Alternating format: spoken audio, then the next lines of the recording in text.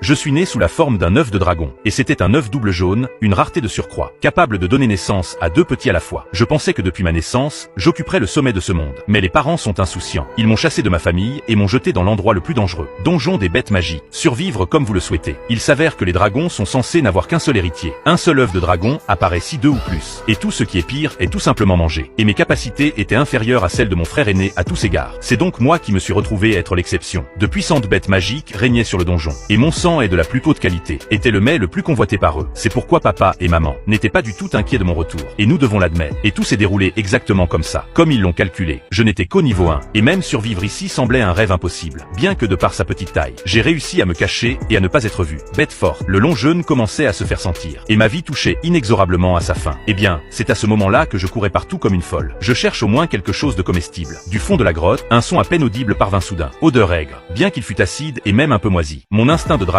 me disait que c'était l'odeur de la nourriture. Et une odeur que seul un dragon peut sentir. Il n'y avait pas le temps de réfléchir. En traversant plusieurs grottes, j'ai enfin trouvé la source de l'odeur. C'était une grotte ronde. Et en son centre même, un immense dragon, long de 20 mètres, était enroulé dans la cavité. De plus, il s'agissait d'un sous-type de niveau 28. Un seul de ses éternuements m'aurait réduit en poussière. J'ai percé à jour l'odeur. Environ 0,4 bébés dragons de terre. Environ ma taille, qui ont été le lait de leur mère, avec enthousiasme. Le dragon de terre n'est pas un vrai dragon, mais il a du sang de dragon en lui. Et surtout, du lait des espèces de dragons de la terre. Cela me convenait plutôt bien en tant que dragon. Se cacher dans l'ombre. Je me suis approché prudemment du bébé dragon de terre. Quand j'ai vu ces 4 bébés, je ne pouvais m'empêcher de penser, quelle chance. Apparemment, ils sont nés assez récemment, et leurs yeux ne se sont pas encore ouverts. Il n'y avait donc pas lieu d'avoir peur. Que mon incursion sera remarquée. Une fois de plus convaincu, cette mère dragon de la terre ne fait pas attention à moi. Je ne pouvais plus contenir ma faim. Il mordit le mamelon et commença à téter avidement le lait. La dragonne mère terre, qui somnolait, se secoua soudainement. Quelque chose n'allait pas. Qui aspire avec autant d'avidité? Mais puisque le bébé mange, alors tout va bien. Comme il sied à une mère, son instinct l'empêchait de déranger le bébé qui tétait. Elle n'a jamais ouvert les yeux. À chaque gorgée de lait, se répandant dans tout le corps, j'ai ressenti une vague de chaleur monte dans mon corps presque refroidi. En même temps qu'elle, mon niveau a lentement progressé lui aussi. Soit à cause du choc subi, pas à cause de la chaleur émanant de la mère du dragon de la terre. La tension s'est dissipée et je me suis assoupi sans m'en rendre compte. Le nez baissé. Je ne sais pas combien de temps s'est écoulé, mais une douleur aiguë dans mes muscles m'a soudainement tiré de mon sommeil. L'instant d'après, un œil énorme, en forme de tronc d'arbre, remplissait tout mon champ de vision, plongeant son regard dans les yeux flamboyants du dragon de la terre. J'ai compris la seule chose. Que me reste-t-il? Prier pour qu'il mâche plus vite et qu'il y ait moins de souffrance. Je me suis recroquevillé en boule. Il ferma les yeux et se résigna à son destin. Mais beaucoup de temps s'est écoulé. Mais la mort n'est jamais venue. Le regard du dragon de la terre changea soudainement. La colère a cédé la place à quelque chose qui ressemblait à de la pitié. Et puis avec une résignation lasse. Après avoir hésité un instant, elle ferma les yeux et soupira profondément. Puis elle m'a délicatement replacé avec ses petits. J'étais pressé. Mère dragon ne me prêtait plus attention. Il s'est recroquevillé et a recommencé à ronfler. Et ceux qui viennent d'ouvrir les yeux. Les dragons